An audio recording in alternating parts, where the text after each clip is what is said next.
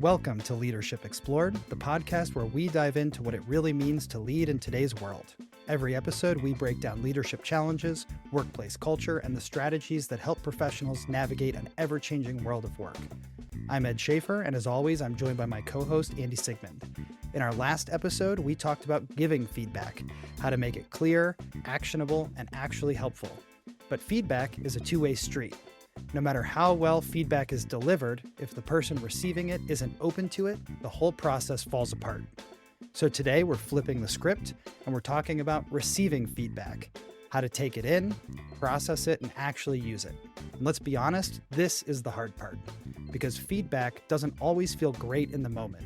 It can be uncomfortable, triggering, or just plain unhelpful. But if we can learn to receive feedback well, even when it's not delivered perfectly, we can unlock one of the most powerful tools for personal and professional growth. So, Andy, let's start with something simple. What's your gut reaction when someone says, "Can I give you some feedback?" Am I allowed to curse? No, my heart sinks, right? My stomach tightens up. My heart sinks. Receiving feedback's difficult. I don't know. How about you, Ed? Am I alone in this, anxiety bomb when I hear those words? Yeah, I mean, pretty much, unless it's something I'm sort of expecting in some way. Yeah, I mean, my stomach drops. That's the first thing. It's like a pit in my stomach, and I'm like, oh no, what did I mess up, or what did I miss, or what did I say wrong or do wrong? Um, so yeah, I have the same reaction. I guess it has depended on my like who's trying to say that to me and how good of a relationship I have with them. But generally, yeah, I would say I am not happy to hear, "Can I give you some feedback?" in most cases. Yeah. Yeah, I think all sorts of people are going to feel that way. And even if we want feedback, hearing it in the moment can give you all sorts of different reactions, right? But Ed, yeah, we've talked about how our mindset and how we approach receiving feedback can play a huge role in whether or not it's helpful or just frustrating. What do you think is the shift that people need to make? Yeah, so I think the starting point for us to talk about receiving feedback is mindset. And because we can't control other people, we can't control how they're going to give us the feedback, but we can control ourselves, or hopefully we can work on it. So I think the first step is working on seeing feedback as an opportunity and not an attack, right? When somebody gives you feedback, it's an opportunity to listen, it's an opportunity to grow, it might be an opportunity to hear something difficult, um, and it may be a chance to change somebody's mind. So you don't have to like the feedback when you hear it, but I think you need to be open enough to actually hear it. I think a couple of things come to mind to be able to make that mindset shift. The first one for me is look for the 10% truth. I've heard it different ways too, but what can That I kernel of truth. yeah, like what can I agree with, or what can I accept in here? Even bad feedback or poorly delivered feedback might have at least one useful insight that I can take away and change and improve on myself. I think the next one is to adopt curiosity over defensiveness. And part of that is noticing when you start to feel defensive. And when you notice that feeling, you can use that as like a signal to say, oh, I should try to shift into curiosity instead of feeling defensive. And if you notice yourself reacting, or if you can prevent that reaction, just ask, what can I learn from this instead? And what are they trying to share with me that might be better for me to do? And then the third piece would be managing emotional reactions. So we need to stay present. We can do that with our breathing, tone, intent. We can listen to the voice of the person. That we'll probably do a mindfulness type of episode sometime in the future. There's lots of techniques that we can do. Rub your fingertips together is one of my favorites, and feel the actual fingerprint ridges on each finger. That's a really good way to focus and bring yourself into the moment. But we can't manage our emotional reactions unless we are familiar with them. So it's important to get familiar with how you react, and things that what emotions you are feeling, so you can verbalize them and point them out. I think a big part of it comes down to how we interpret it, right? So how we receive it what our mindset is when we're coming out at things. What Tell me more about like the different types of feedback that you get, right? And why some might be more difficult to receive than others. Yeah, I think that's a good call out. So, I think if we can understand the types of feedback we're receiving, then that can help us just accept it a little bit easier and also change how we respond to it. So, we might be we might be getting feedback that's appreciation, right? We talked about that last episode. Ideally, we'd like to see positive feedback and recognition and encouragement. So that's one type. Another type of feedback might be coaching. So when you see the coaching, you can tell that it's guidance to help you improve. It really feels like it's focused on that improvement. And sometimes you might get feedback that's an evaluation. It's an assessment of your performance. And that one for a lot of people is the hardest one to take or to accept. So uh, if you know if as the feedback is coming, you can see what type it is. That can make it easier to manage your emotional reaction to it, right? And this kind of ties into um, the idea of understanding your triggers, right? And this relates a lot to our emotional reactions. So certain things are they have the potential to make us react more strongly, or not be able to control our reactions as easily, right? And those are the things that are triggers for us. So we need to understand what our own triggers are so that we can head them off. Part of that might be the type of feedback. Maybe I know that evaluation feedback is going to trigger me, or it may be something else about the feedback. So some types of triggers that we should pay attention to is a truth trigger. Maybe you react instantly and say like, well, that's not true. And like we said, you could do the 10% truth, to maybe see some truth in that as a alternative to that common trigger. um, Another one is a relationship trigger. Who are you to tell me that? It can make it really hard to hear feedback if you don't think that the person giving you the feedback should be giving it to you. And the last one would be, and this is I think what most people experience, or very very common trigger with feedback, is an identity trigger, where we receive some sort of feedback saying our performance isn't good, or it's that kind of evaluation feedback, and it makes us feel like we're not good enough or we're not doing a good job. Um, so I'm curious, do any of these types of feedback resonate better with you, or do you find yourself giving them? And do any of these triggers, do you find that any of these happen more frequently for you? And how do you move past them? Yeah, I think that, I think the relationship one and the identity trigger are probably the most prevalent.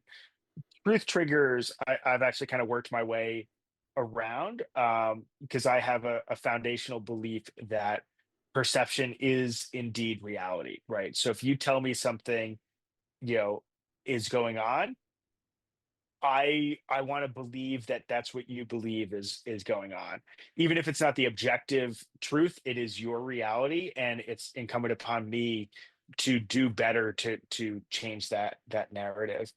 One of the things like the relationship one and the identity one bring up with me is that, it's also good, I think, to remember when you are offended by something, right? When you are triggered, or you feel offense at something, you are also complicit in that offense, right? So I think it's important to give yourself the space to think about things, and the more earnestly and objectively you can receive these, the easier it is to calm down those triggers and then to turn it into something actionable. Hmm. Yeah, absolutely. Cool. So let's see. We So said the mindset shifts. We talked about looking for the 10% truth, adopting curiosity over defensiveness, and managing your emotional reactions. And the last one to mention is pausing before responding. When you receive feedback, you don't have to react or respond right away. We'll get into the practical steps for how to do this in just a moment, but um, it's okay to say, "Hey, I need a moment," or "Oh, let me think that over and get back to you," and take some time to process it. Or you could even just pause in the maybe you do want to respond right then, but you need a minute or so to just think about how you want to respond and how you want to approach it. It's okay to say, "Hey, let me just pause for just a moment here while I process this, and I'd like to keep talking about it." So mhm. don't react right away. I think a lot of times when we react, immediately it becomes impulsive or we don't have a chance to think. So if we could take that pause, it gives us a breath and helps us to manage those emotional reactions. So I'm curious, Andy, when you get feedback that stings, anything you do that helps you stay present instead of getting defensive? Yeah, I like to pause and take some time. And I think it's also worth asking additional clarifying questions. And I want to be explicit about this, right? The question should be to understand the feedback that you're getting more, not to invalidate it, right? If you're trying to ask questions aiming to invalidate it, it's usually not a good look, right? It's much better to look to understand, and show, deep curiosity, especially when receiving things that might be harder to hear. Yeah. Cool. Well, let's get into some of these practical steps. Like, how do we actually receive feedback when it happens? We talked about some of the concepts, but let's get into the actual steps, because you need a strategy, especially in the moment. We already talked about you might have these emotional reactions. Your brain might be like, I don't like this. I don't agree. Maybe you can't hear them as well. Why are they saying this to me? So if we have a clear process that we can take every time we receive feedback, especially if it gets our emotions up or makes us feel knots inside, it can just help us approach this a lot better. So here's the step-by-step guide that we're using today. As always, this is subject to change, or if anybody who's listening has any feedback for us, maybe we missed a step or you found some great techniques, we'd love to hear them. Um, but first step, this is not an always step, but we kind of mentioned this already, but ask for space if you need it. It's okay to just start with, I appreciate it. Can I think it over and circle back to you? Could we schedule some time later, or I need to take this away and I'll give it some thought. That's a great way to prevent knee-jerk defensiveness, and it can really give you a chance to do what you need to do. Um, I know I've definitely used this technique before. I'll say probably not as often or as long as I should. Sometimes I'll take the pause and then it's like 20 minutes later, I'm like, okay, let's get into it. Maybe I should have taken a little bit more time. Have you ever needed to hit pause on feedback before responding?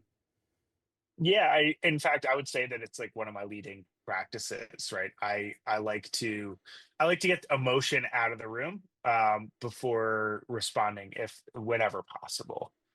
Um, Yeah. I mean, I yeah. think for me too, I often need it because otherwise I'm tempted to go into explaining mode or defensive mode. Um, even if I don't intend to, and I think I'm being opened, sometimes like shotgunning an explanation back is not as useful for me receiving the feedback as it would if I just took the time to process it and think about it before taking it back to them. Yeah. Um, No, so if you I need it, I wholeheartedly agree. yeah. So if you need it, ask for space. Um, but in all other, regardless of whether you need the space or not, always listen actively, make eye contact, nod, don't interrupt. Make sure that you are listening and processing the feedback. And I would even, and then after you receive that feedback and you're listening, say thank you in some form. Just hey, thanks for the feedback. I appreciate it, or thanks for sharing with me. I know that couldn't have been easy. Whatever the case might be, it disarms tension in you and in the person who's giving the feedback, especially if it is someone who is anxious about giving you feedback. And it hopefully can help disarm it for you as well. Taking that moment gives you kind of a built-in pause to say thanks, and it signals that you are open to receiving that feedback, which makes people more open to give you feedback in the future.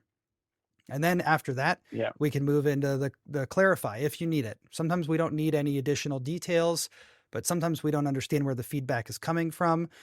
So if you don't and you want to better understand, you could ask, can you give me an example of when you saw that? Or what was a specific behavior? Maybe they didn't deliver the feedback the way we described last episode. So can you tell me a behavior I was doing? Just so to help you understand better so that you actually can do something about it. Like we said last episode, a lot of feedback is vague or unclear. Not everybody has a feedback model or knows the best ways to give feedback. So if you can take that initiative to ask, um, then that can be really useful. And I know I've received feedback in the past where there was something I worked really hard on. I presented it. The feedback was very vague. I didn't know what to do with it or where to take it. And in that instance, well, the instance I'm thinking of, I was pretty overwhelmed, and I should Mhm. have done these steps. This was, many years ago. I'd hopefully be better about it now. But I was overwhelmed. I didn't really know what to do. But if I could redo that moment, I would definitely clarify, to ask, do more inquiry to understand what the issue was, and make sure that I knew both what the behavior was that was a problem and the impact, so that I could figure out what to do in the future to make sure I didn't get that kind of feedback. So how about you, Andy? Have you ever gotten feedback that was so vague you didn't even know where to start with it? Yeah, and I similar experiences to you too, right? And I think it's good to clarify when that happens. And one of the other things I want to bring up too, just because it's been running through my mind as we've been talking about this, is we're alluding to there is some anxiety associated with getting feedback, right? And I just kind of remind folks who are listening in, right? Use that as a good sensation, right? The fact that you're feeling a bit anxious, right? The fact that maybe your heart rate's speeding up or your tummy feels like it's in knots, right? Or your skin's getting a little bit hotter, that means that you care, right? Which is the first catalyst to actually being able to act upon the gift that you're being given, right? So generally what I've seen for folks, right, is when you stop receiving feedback, that's a bad sign. So getting feedback is not a bad sign. Failing to get feedback means that your leadership team has given up on you, right? For all intents and purposes. So use it, treat it like a gift, right? Use the fact that you feel anxious as an indication that you care about what you're doing and that you want to be good at this, and use it as a learning opportunity. And this is one of those things that, not too much of a rabbit hole to go down, but I'm going to go down a rabbit hole for you, right? In our educational system, right, especially here in North America, right, it's get good grades, get good grades, get good grades, then get a good job, right? Super distillation. So I think we're not really good, or really we don't come out of school particularly skilled in dealing with feedback, right? If you're a high performer and you get good grades, work might be the first time that you're told that you could be better at something. That doesn't mean that you're failing, right? It just means that there's an improvement opportunity there, and we're trying to help you get better, right? So just want to call that out. Yeah. Well, and to add on about the feelings, all those sensations that you described, they mean you care. And the other side of that too is you can use, if you start feeling those feelings, uh, if you pay attention and you practice, you can use those feelings as your sort of uh, notification system to let you know, hey, I need to use some my feedback receiving framework here, because I'm feeling flushed, my face is feeling red, my ears feel hot, or whatever. That's a sign that I might, I might react in a way I don't want, or I might not be able to process what's going on. Let's use that sign to go into feedback receiving mode, and try to Mhm. pivot. So that it doesn't have to be a negative feeling when you get those sensations. You can use that as a pivot point, as a signal to switch over. Yeah. Um, so we said if you need it, ask for space, listen actively, acknowledge and thank them for the feedback, get clarification if needed, ask them some questions. And then the last step really is to reflect and commit. And these might not happen at the exact same time. You may clarify with them and say, "Cool, let me take this away, reflect on it a little bit, and I'll get back to you and let you know what I plan to do." In some cases, you might know exactly what to do in the moment. Like, oh, you kind of know you messed up. You get the feedback, and you can say, "Yep, I realized it as it happened. Here's what I plan to do in the future." Um, and just like we said in the last episode, that when you give feedback, the intent is to be future focused and help people perform better in the future. The same thing when we're receiving feedback, if we can reflect on it and then make a commitment to changing the behavior in the future, we're focusing on future improvement. It's not about immediate reaction. It's not about the past. It's really about how can we change what happens in the future to make sure that this feedback is taken in, and we don't need to receive this feedback again. So Andy, I'm curious, when you receive feedback, how do you decide what feedback to act on versus which ones maybe you set aside? Yeah, I I think it always depends on what feedback is given. Generally, I try to figure out what's going to have the highest impact on outcomes overall, right? So you do have to use your high judgment, right? You're going to probably have to parse signal and noise a little bit when giving feed or when receiving feedback. But I would think about, what are the behavior changes or output changes that I can make that are going to have the biggest impact for it, right? Ideally, you're not getting a barrage of feedback, right? You're getting kind of a steady stream, so you can do them one by one. But that's the way that the model that I like to use is thinking about impact relative to effort and timeliness. Awesome. Um, so receiving feedback isn't just about handling it; it's about getting better at it. So, what are some ways, Ed, that you think people can improve their ability to take feedback over time? Yeah, that's a great question, because this isn't just a one-time skill. This is something we need to be working on and growing all the time. We could say you need to build your feedback muscle to be able to handle more feedback. So if you want to get In better at receiving feedback, you have to make it part of your routine. Um, in in fact, Ed, correct me if I'm wrong, but the highest performers I know, the one thing that they all seem to have in common is the delta between feedback or learning a new thing and implementing that is the smallest on the highest performers I know, super consistently. Yeah, and then the other flip side of it would be from when an action happens to receiving the feedback. So we see, we talked last time. You need to have that feedback frequently, and it needs to be timely. So I think both of those pieces add up, right? If the thing happens and you receive the feedback quickly, and then you take the feedback and do some action with it, though that combination of things is going to ultimately lead to the highest performers. So only one of those things we can do ourselves, which is what we do with Mhm. it next. But if we build that feedback culture, then we can get the benefits of both sides of it. So Yeah, what I would be agree. some ways that we could get better at receiving feedback? You can't always get feedback necessarily. So one way is to ask for feedback regularly, right? We may not always get as much feedback as we'd like. So if we ask for it, we can increase the opportunities to receive it, and it normalizes it. If you're receiving feedback regularly, if you're asking for feedback and people give it to you, it doesn't feel as weird if you ask me and I give you the feedback as it does if there's no feedback culture and I just start giving you feedback. So if you ask for feedback, and if there's lots of techniques for how to request feedback, but if you be specific about what it is you want feedback about, and what areas that you are hoping to improve, that they might be able to give you feedback, that's generally a lot better than sort of a generic request for, hey, can you give me some feedback? Another great Mhm. idea or great tip would be to do some reflective journaling. So if you receive some feedback, write it down. That's always good anyway, because you might want to have it for a performance review. You might want to share it with somebody, or it might be a quote that just you can pull up when you're having a down day and it makes you feel good if it's positive feedback.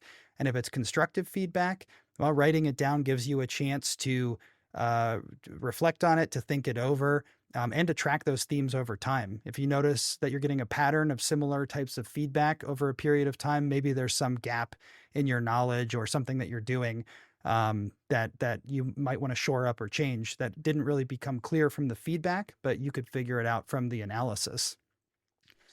Mhm. Something I've been doing lately that's still kind of new, and I don't know how I feel about it all the time, but I sometimes use AI tools.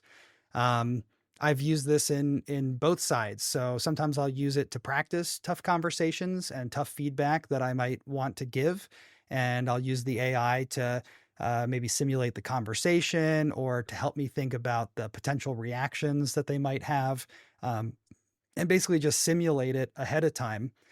Because just like anything, if you can find some way to practice, even if it's a simulation or not as real as the real thing, it'll just help you be better prepared in the moment. And then I've also used it when I've received feedback. So I've gone into the AI and, hey, I received this feedback, and maybe it's like I'm not sure what to do with it. I'm not sure where it came from, and I'm trying to understand it. Sometimes it might be, oh, they said this, and this is what I think they might have been referring to, or my perception of it. And just kind of have a conversation back and forth with the AI. I usually ask it to ask me some questions, maybe challenge some of my limiting beliefs, those sorts of things. And while it's not the same as talking to you, Andy, or maybe to a coach or a therapist Mhm. or a peer or something like that, it is a way that you can sometimes work through things that you may be missing or not fully understanding when you don't have access to other people to bounce things off of. Um, and then the last thing if you want to get better at receiving feedback, is follow up on the feedback that you receive. Um, let people know what you thought about it, what you decided to do, what you've been doing differently as a result of the feedback, how you applied it, and maybe even some of the positive outcomes that you've seen as a result of the changes from that feedback. So those are some things I think work for getting better at receiving feedback. Is there any habits that you can think of, Andy, I might have missed that help people get better at receiving it or make feedback a regular part of their work? Yeah, I love the following up aspect. I do want to call that out as somebody who's had to, his role has involved giving a lot of feedback. When people come back and follow up and say, "Hey, I heard what you said. I implemented these changes and these are the outcomes." You're so much more willing to provide more in the future, right? It feels like a partnership rather than a one-way conversation, which I think is what we should all be striving for within these relationships. One thing that I think can also be really helpful too is to find ways to adopt a beginner's mindset and or opportunities to actually be be a beginner at things. And Hmm. for context, I think if you're listening to the two of us talk about leadership, you're probably going to be somebody who's pretty achievement driven, and in my experience, most folks, especially as we get a little bit older, a little bit more senior in our careers, we're rarely not good at the things that we do, right? It's rare that we, mid-career or kind of midlife, start picking up new things. But I think it can be really helpful to find non-work activities where you can learn and explore and expand your ability to be comfortable not being perfect, right? It allows you to receive feedback and criticism much more easily. It kind of like it has less of your identity wrapped up in things. I think it'd be really valuable to learn new skills, and use some of your non-work time to just get better at learning new things, right? Yeah, pursuing expertise is useful, but I think it's also like it's cool to be well-rounded, right? And cool to always have something that you're pursuing that you're frankly not very good at yet. I think it's a good reminder that you can learn new things, and I think that skill set's really fungible. Yeah, I think those are great points, and I like that to me they're two sides of a similar coin, but they do have different purposes. Since adopting a beginner's mindset is about trying to think and have that mindset of a beginner in situations that you are already pretty comfortable with, or maybe you're experienced or pretty senior. And that's a pretty active kind of thing. Like you have to be mindful and aware that you are approaching it with a beginner's mind. Um, but Mhm. then having the opportunities to actually be a beginner and remember what that experience is like to not know what is the breakdown. You don't know what you don't know. Now you know what you don't Yeah. know. Then you don't know what you know, and eventually, it's just kind of that whole breakdown. So, um, I think that is a great thing to just create opportunities to try something new and be a beginner, because then you can apply that mindset to work. And when you have that mindset, it's a lot easier to both take feedback and maybe find opportunities to give it. Yeah. Yeah, and maybe take yourself just a little bit less seriously. It can be helpful, right? Yeah. Awesome. Well, I think this is a great place to close today. We talked about what makes receiving feedback challenging, how you can shift your mindset, and practical ways to handle receiving feedback in the moment. If there's one thing to remember, I think it's this: feedback is a tool for growth. You don't have to agree with it, and you don't have to act on all of it, but you do have to be open to hearing it. As you reflect on this, ask yourself, what's one piece of feedback you've been avoiding, and how might you approach it differently now that you've heard our thoughts? So thanks for exploring leadership with us today on Leadership Explored. If you found value in this discussion, please subscribe and share it with your network. We release new episodes every other week on Tuesday, so be sure to tune in for the next one. Until then, keep leading with purpose.